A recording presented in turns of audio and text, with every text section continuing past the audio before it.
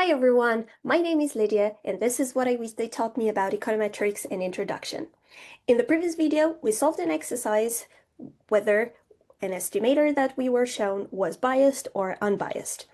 And at some point while we were doing the algebra, I emphasized this: unless the sum of the xi's is equal to 0, then we would have had a biased estimator.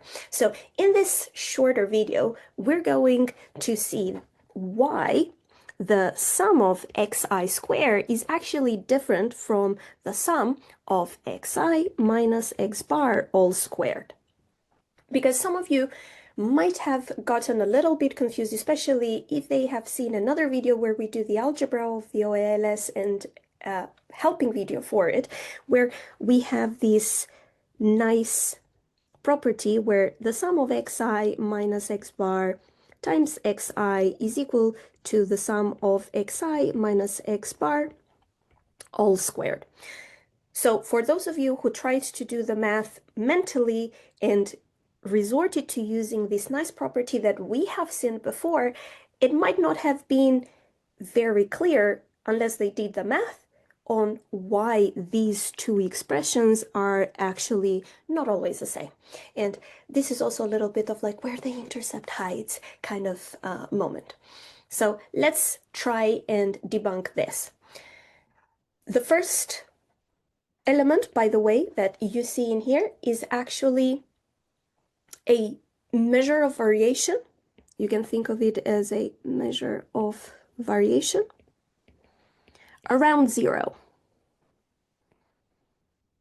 While this one is variation, so still a measure of variation, but around the mean.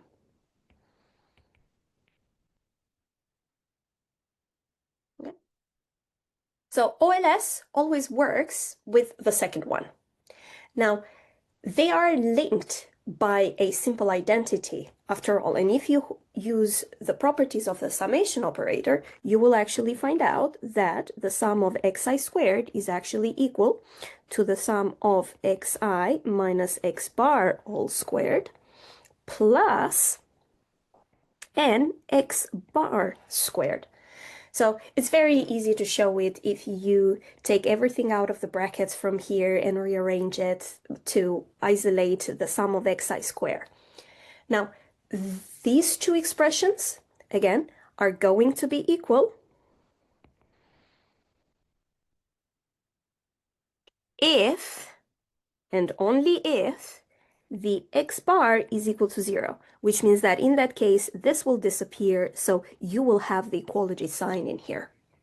But otherwise, in this case, you're going to have that the sum of the xi's is actually bigger because you're not subtracting a number out of it.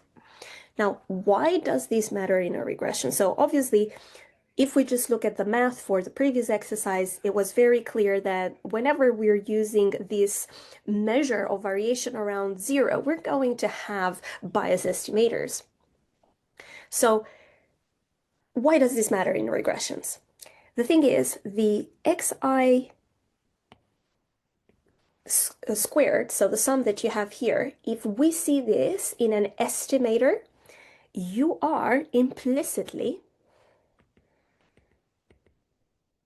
forcing the regression through the origin.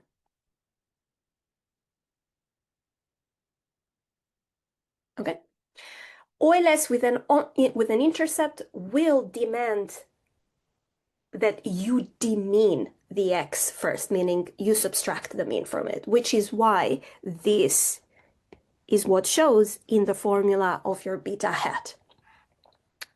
So OLS lives in deviations from the mean.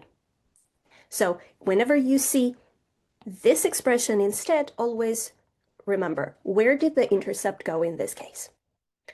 Thank you for following, and I'll see you in another video with another exercise.